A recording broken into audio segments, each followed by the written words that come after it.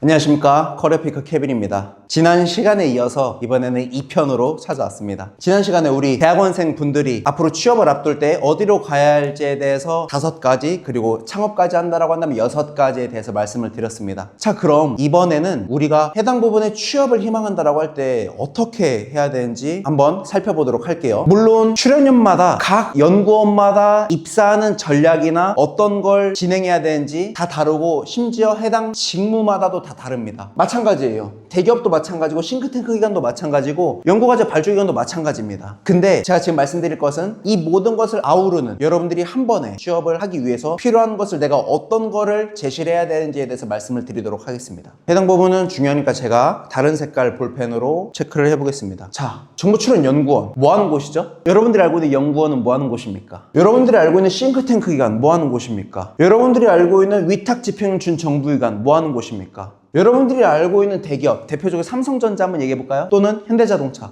뭐 하는 곳입니까? 각각 하는 역할이 있겠죠. 고유의 역할이 있습니다. 자, 그리고 이런 고유의 역할을 하는 기관들에서 지금 사람을 찾고 있습니다. 그러면은 그런 사람을 왜 찾고 있을까요, 지금? 그런 사람을 찾는 이유가 있을 거지 않습니까? 해당 기관이 존속하기 위해서, 즉 계속 살아남기 위해서 해당 기관들은 성과라는 것을 내야 됩니다. 해당 기관이 성과를 내지 않는다라고 한다면 공공기관 같은 경우는 폐지를 시키거나 기관을 없앨 거고요. 사기업 같은 경우 성과가 나지 않는다라고 한다면 폐업을 해야 됩니다. 시장에 먹히거나 사라지거나 또는 합병되거나 그렇게 됩니다. 성과가 없기 때문에 그런 거예요. 그리고 사람을 찾는 이유는, 그리고 석사나 박사급처럼 해당 분야에 대해서 공부를 많이 한 사람들을 찾고 있는 이유는 빠르게 그리고 정확하게 확실한 성과를 내기 위해서 그런 분들을 지금 찾고 있는 겁니다. 그럴 준비가 됐습니까, 여러분들은? 그러기 위해서는 여러분들이 각 기관이 현재 어떤 성과를 내려고 노력하는지 이 성과 관점으로 말씀을 하셔야 되는 거예요. 성과라고 하는 거는 관점이 미래가 있습니다. 과거가 아닌 거예요. 미래에 이 사람이 어떤 성과를 낼 건지에 대해서 물어보지, 과거에 냈던 성과에 대해서 쭉 읊어보라는 말은 거의 하지 않습니다. 사람을 고용할 때 그 사람의 과거 성과를 보고 뽑기보다는 앞으로 낼 성과를 기대하는 마음으로 뽑는 게 더 많겠죠. 물론 과거에 있는 건 참고는 하겠죠. 근데 과거에 있는 거 참고할 뿐 앞으로의 미래가 그러지 않는 사람은 안 뽑겠죠. 그 어떤 기관도. 미래의 성과를 낼 것 같은 그런 사람을 뽑는 것처럼 여러분들은 앞으로 지원하는 그 기관의 성과에 집중을 하셔야 되는 겁니다. 정보출연연구원의 성과 무엇입니까? 첫 번째 성과, 기술 이전인 거죠. 두 번째, 국가 전략 기술을 확보하는 것. 그런 과정에서 필요한 것이 논문이겠고요. 그리고 그런 과정에서 필요한 것이 특허겠죠. 기술 이전과 논문, 특허. 정보출연연구원이 메인으로 내야 되는 성과들입니다. 대기업, 우리가 알고 있는 대기업들, 삼성전자나 현대자동차나 LG전자나 여러분들이 알고 있는 대기업, 무슨 성과 내야 됩니까? 돈 벌어 하죠. 돈 버는 겁니다. 학교 교수님이 내야 되는 성과가 무엇일까요? 연구하는 거죠. 교수님께서는 연구로 나오는 성과, 논문이겠죠. 싱크탱크 기관, 키스텝 같은 해당 기관에서 내야 되는 성과가 무엇입니까? 미래에 대해서 전략을 세우고 정책을 만들고 방향을 제시할 때 필요한 것들을 보고서들이 나오겠죠. 해당 분야에 대해서.